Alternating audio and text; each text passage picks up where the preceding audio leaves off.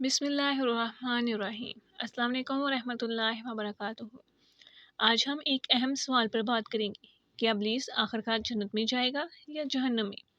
یہ ایک ایسا سوال ہے جو بعض لوگ تجسس کے ساتھ پوچھتے ہیں۔ کچھ لوگوں کا خیال ہے کہ اللہ تعالیٰ رحمان و رحیم ہے، تو کیا وہ آخرکار ابلیس کو معاف کر دے گا؟ آئیے اس کا جواب قرآن و حدیث کی روشنی میں دیکھتے ہیں۔ ابلیس کا جرم کیا؟ سب سے پہلے ہمیں یہ سمجھنا ہوگا کہ ابلیس کا اصل جرم کیا تھا۔ جب اللہ تعالیٰ نے حضرت آدم علیہ السلام کو پیدا کیا اور فرشتوں کو سجدہ کرنے کا حکم دیا تو سب نے سجدہ کیا، مگر ابلیس نے انکار کیا، تکبر کیا اور کافروں میں شامل ہو گیا۔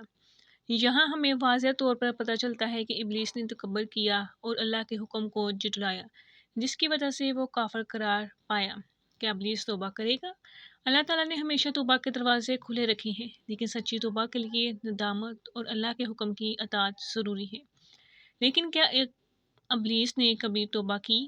نہیں، بلکہ اس نے اللہ سے قیامت تک کی مہلت مانگی تاکہ وہ انسانوں کو بہکاتا رہے۔ قرآن پاک میں ہے، جس کا ترجمہ کچھ یوں ہے: ابلیس نے کہا، تیری عزت کی قسم، میں ان سب کو گمراہ کروں گا۔ یہ آیت واضح کرتی ہے کہ ابلیس اپنی ضد پر قائم ہے اور اس کا ارادہ کبھی بھی توبہ کرنے کا نہیں ہے۔ ابلیس کا انجام کیا ہوگا؟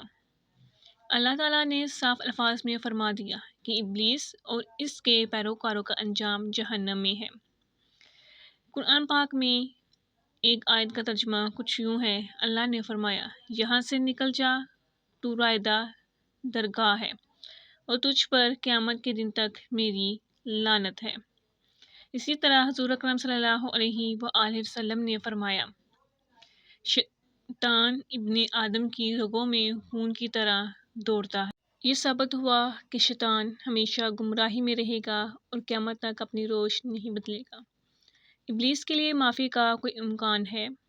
نہیں، کیونکہ قرآن میں اللہ تعالیٰ نے ابلیس کے بارے میں قطعی فیصلہ دے دیا ہے، جس کا ترجمہ کچھ یوں ہے: اور تیرے رب کا فرمان پورا ہو چکا کہ میں جہنم میں جنوں اور انسانوں سے بھر دوں گا۔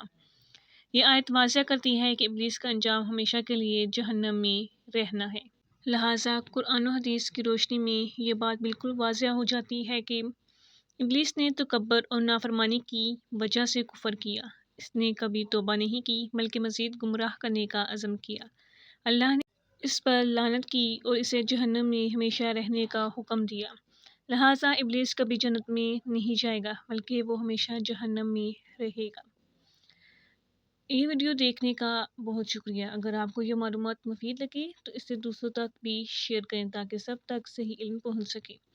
اللہ پاک ہم سب کو شیطان کے وسوسوں سے بچنے کی توفیق عطا فرمائے اور ہمیں قرآن و سنت کی روشنی میں صحیح راستہ اختیار کرنے کی ہدایت دے۔ یا رب العالمین۔ السلام علیکم ورحمۃ اللہ وبرکاتہ۔ جزاک اللہ خیرا۔